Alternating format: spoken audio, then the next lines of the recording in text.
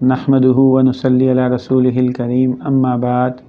فاعوذ باللہ من الشیطان الرجیم بسم اللہ الرحمن الرحیم وَلَقَدْ أَنزَلْنَا إِلَيْكَ آيَاتٍ بَيِّنَاتٍ وَمَا يَكْفُرُ بِهَا إِلَّا الْفَاسِقُونَ صدق اللہ العظیم۔ الحمدللہ آج ہم 100 آیتوں پہ پہنچ جائیں گے، پڑھ لیں گے اس کے ترجمہ اور تفسیر۔ تو یہ اللہ تعالیٰ کے فضل سے ممکن ہوا۔ اللہ تعالیٰ مجھے بھی، آپ کو بھی، ہم سب کو استقامت سے پڑھنا سیکھنا اور قرآن کا تعلق نصیب فرمائے۔ تو اللہ اس آیت میں فرمانے لگا کہ وَلَقَدْ أَنزَلْنَا إِلَيْكَ آيَاتٍ بَيِّنَاتٍ، کہ البتہ تحقیق کہ ہم نے اتاری آپ صلی اللہ علیہ وسلم کے اوپر آیات بینات، واضح نشانیاں، وما یکفر بہا الا الفاسقون، اور ان کا انکار نہیں کرتے مگر فاسق لوگ، گناہ گار لوگ۔ کہ یہ یہودیوں کا ایک اعتراض تھا کہ مطلب جیسے پیچھے مختلف قسم کے فضول قسم کے اعتراضات کرتے ہیں کہ اگر آپ کے اوپر محمد جو آئے ہیں صلی اللہ علیہ وسلم تو ان کے اوپر کوئی واضح ان کی کوئی نشانیاں نہیں لے کے آئی ہے اپنے نبوت کی، کہ جو ثابت کر دیں کہ یہ اللہ ہی کے بھیجے ہوئے ہیں یا اللہ ہی کے نبی ہیں۔ تو اللہ پاک فرما رہے ہیں کہ آپ صلی اللہ علیہ وسلم پہ تو بہت واضح قسم کی نشانیاں اتاری گئی ہیں۔ یہ قرآن پاک کی اتنی واضح قسم کی نشانی تھی کہ کیونکہ یہودی تو اہل کتاب تھے، آسمانی کتاب کا ایک انداز ہوتا ہے، اس کو سمجھتے تھے کہ آسمانی کتاب کس طرح کی ہوتی ہے۔ جیسے کوئی سائنٹسٹ ہوتا ہے یا انجینئر ہوتا ہے تو وہ اپنی سائنٹیفک بک کو سمجھ سکتا ہے کہ یار لکھنے والے نے واقعی یہ کتاب کوئی کسی پراپر بندے نے لکھی ہے، کسی ایویں للو بھتو نے اٹھ کے نہیں کی، ٹھیک ہے نا۔ تو اسی طرح جب یہ آسمانی کتابوں کا بھی ایک انداز ہوتا ہے، اللہ کے کلام کا بھی ایک انداز ہوتا ہے، تو وہ تو اس کو جانتے تھے پہلے سے، اور نبی کریم صلی اللہ علیہ وسلم کی واضح نشانیاں ان کی اپنی کتابوں میں موجود تھی۔ تو یہ بس ان کی خواہ مخواہ کی باتوں میں سے تھا کہ اگر کوئی واضح نشانی، اور یہ اس کو بھی لوگوں کو بھی گمراہ کرتے تھے کہ جب لوگ ان سے پوچھتے تھے کہ بھئی اللہ کے بھیجے ہوئے نبی ہیں، تو وہ کہا کرتے تھے کہ ہاں جیسے ابھی ہم دیکھ رہے ہیں، شاید کچھ ہیں کچھ نہیں، ایسے مطلب ان کو کنفیوژن ایسا جواب دیتے تھے جس سے اگلا کنفیوز ہو جائے اور حق بات کو پہچان نہ لینا، کہ یہ بالکل 100% جانتے تھے کہ یہ اللہ کے نبی ہیں، جس کا اللہ نے مختلف جگہوں پہ ذکر بھی فرمایا۔ وما یکفر بہا الا الفاسقون، کہ ان واضح نشانیوں کا انکار کوئی نہیں کر سکتا مگر فاسق۔ فاسق کہتے ہیں کہ جو کبیرہ گناہ کا مرتکب ہو، نافرمان ہو، تو اللہ کے نافرمان ہی ان واضح نشانیوں کا انکار کرتے ہیں۔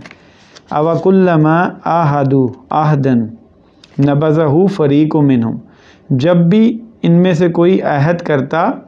کہ عہد لیا جاتا ان سے، تو پھر کیا کرتے، ایک فریق اس عہد کو توڑ دیتا۔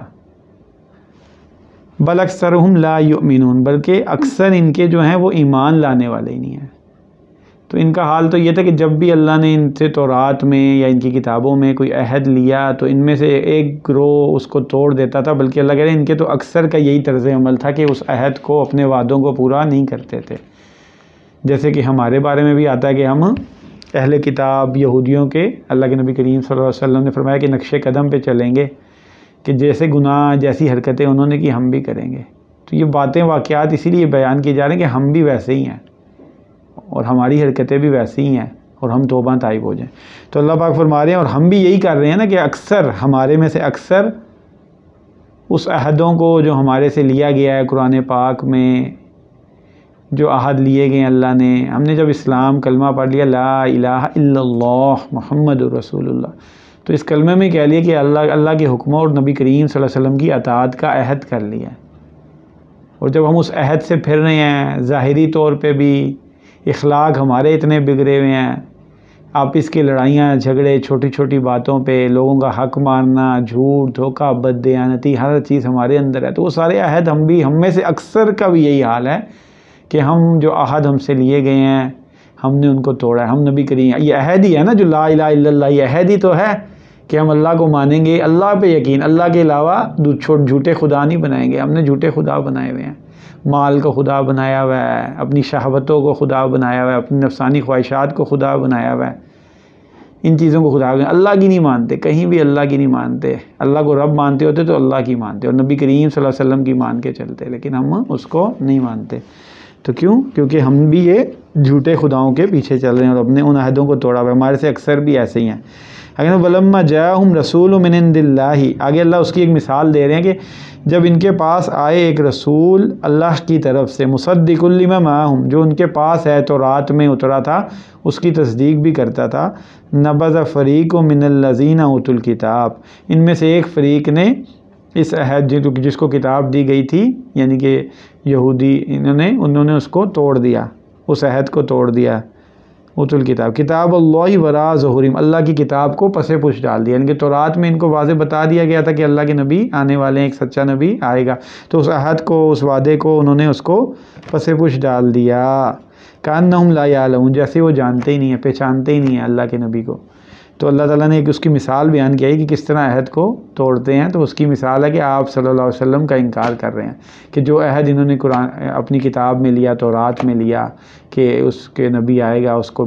ان کا انکار کر دیا. تو یہ ان کا طریقہ کار تھا. تو اللہ تعالیٰ ہمیں اپنی اطاعت اور بندگی والی زندگی نصیب فرمائے. آمین.